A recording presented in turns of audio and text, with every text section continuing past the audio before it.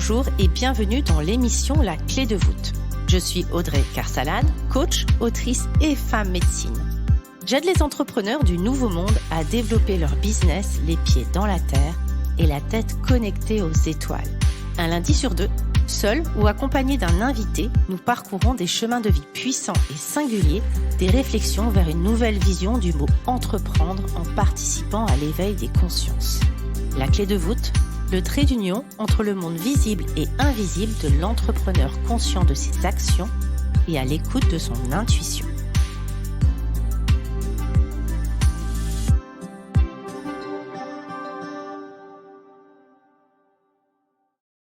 Bonjour et bienvenue. La semaine dernière, avec Melika, nous avons abordé le sujet des habitudes et des rituels. J'avais également, il y a quelque temps, fait une publication sur Instagram qui parlait de ce sujet et vous aviez été nombreux à me poser des tonnes de questions. Ce sera donc le sujet de ce jour. Alors juste, qu'est-ce qu'une habitude ? Une habitude, c'est quelque chose que l'on fait sans vraiment y penser. Quand je mène cette action, je peux ainsi penser à autre chose. Je peux préparer à manger en pensant à ma journée. Le rituel, lui, est une forme d'habitude où une intention sera portée. Prenons l'exemple de la douche du soir. Je peux la prendre en ressassant ma to-do list, en repensant à ma journée ou qu'est-ce que je vais bien préparer ce soir. Ça, c'est une habitude. Je peux aussi prendre ma douche avec l'intention de me libérer des énergies de la journée, de lâcher ce qu'il n'y a plus lieu d'être. Je peux ainsi répéter une phrase, faire une courte méditation et passer à autre chose pour entrer et profiter pleinement de ma soirée. Mais pour autant, devrions-nous tout ritualiser ? La question que j'ai envie de vous poser, c'est « en avez-vous envie ?» L'idée est certainement pas de se créer une charge mentale supplémentaire. Il est vrai que, comme le soulignait Melika lors de son interview, ritualiser permet de remettre du sens, de la magie, de donner une dimension supplémentaire à nos actions et à nos modes de pensée. Et dans l'entrepreneuriat conscient, cela donne quoi de mettre des habitudes et des rituels ? Tellement. On peut mixer de bonnes habitudes avec des rituels. En soi, il n'y a pas de bonnes ou de mauvaises habitudes, car cela induirait un jugement extérieur. Un jugement peut être issu de nos croyances ou de celles du monde extérieur dans lequel nous vivons. Une bonne habitude est donc celle qui vous sera bénéfique. Par exemple, ainsi, dans le livre du Morning Miracle, on prône de se réveiller 1 heure plus tôt pour avoir du temps pour soi, pour faire du sport, de la lecture, de la méditation. Et donc, bien sûr, c'est une bonne idée à la base et donc possiblement une bonne habitude. Mais êtes-vous du matin ? Moi, non. Ou comment une bonne idée peut rapidement devenir une injonction à, avec un possible effet culpabilisant. Une bonne idée vous sera donc bénéfique. Alors laquelle ? Laquelle ou lesquelles choisir pour vous ? J'ai une question pour vous aider dans cette réflexion. Quelles nouvelles habitudes, au singulier ou au pluriel, pourriez-vous créer et qui auraient un effet bénéfique et immédiat dans votre entrepreneuriat ? Voici quelques exemples que j'utilise à titre personnel pour vous donner des idées. Par exemple, depuis quelque temps, j'ai créé des réunions mensuelles avec mon équipe. Qu'est-ce que cela permet ? Ça permet de créer du côté de mon équipe un sentiment d'interconnexion, un sentiment d'intégration dans les projets et pour moi, en tant que CEO, une fluidité qui est insufflée dans l'ensemble de mes projets. Nous avons toutes un rétroplanning global commun qui permet de suivre l'avancée des projets et voir à quel moment chacune intervient.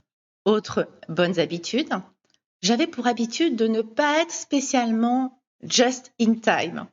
Dorénavant, je pars 5 minutes en avance. J'ai arrêté tout simplement de courir. Mon système nerveux me remercie, c'est beaucoup plus agréable pour les personnes qui m'entourent et je profite pleinement d'une meilleure fluidité dans ma vie professionnelle et personnelle. Toujours dans cette recherche de fluidité, vous pouvez réorganiser vos journées, vos semaines pour laisser du temps créatif. Vos projets en ont besoin. Et pour les rituels alors ? Rappelez-vous, les rituels, comme nous en avons parlé avec Melika, permettent de remettre de la magie, des good vibes, comme diraient certains, et de donner quelque chose, un sens supplémentaire à vos actions. Alors, question pour vous, quel rituel donnerait de l'espace, de la symbolique à vos actions et à vos pensées ? Par exemple, avant chaque journée de coaching, j'ouvre ma roue de la médecine chamanique. Je sécurise l'espace et je pose mes intentions pour vous guider vers ce qu'il y aura de plus juste pour vous.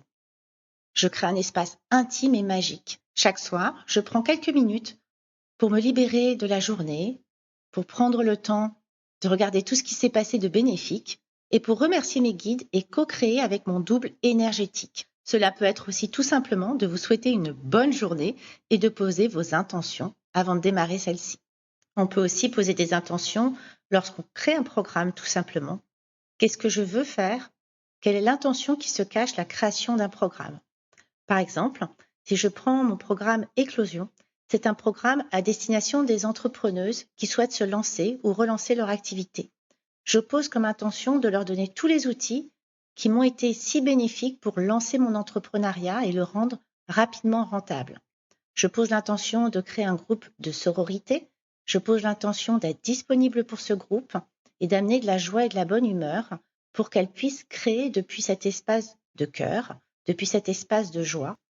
Et dans ce souci de disponibilité, j'ai allongé le programme d'1 mois et j'ai fait appel à mon équipe pour les accompagner, notamment en marketing émotionnel et sur tout ce qui est réseau, graphisme, tous ces outils marketing qui nous permettent d'être visibles plus rapidement et de déployer notre activité.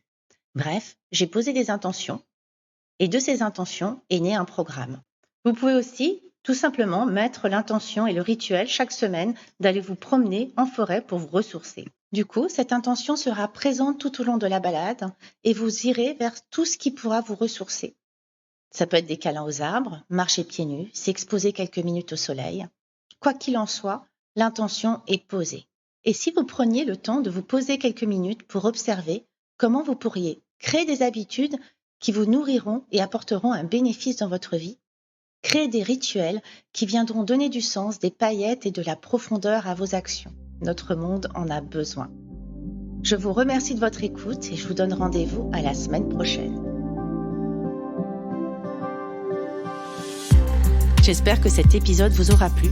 N'hésitez pas à le partager à des personnes qui veulent elles aussi créer les pieds dans la terre et la tête connectée aux étoiles. Retrouvez l'ensemble des informations et des liens dans le descriptif de l'épisode ainsi que sur mon site audreycarsalade.com. N'hésitez pas non plus à laisser un commentaire si vous avez des suggestions, des idées ou tout simplement si vous avez aimé cet épisode. Pour cela, rien de plus simple, filez sur Apple Podcast et n'oubliez pas les petites étoiles. Retrouvez-moi aussi sur les réseaux sociaux sous le nom de Audrey Carsalade et à l'adresse contact@audreycarsalade.com.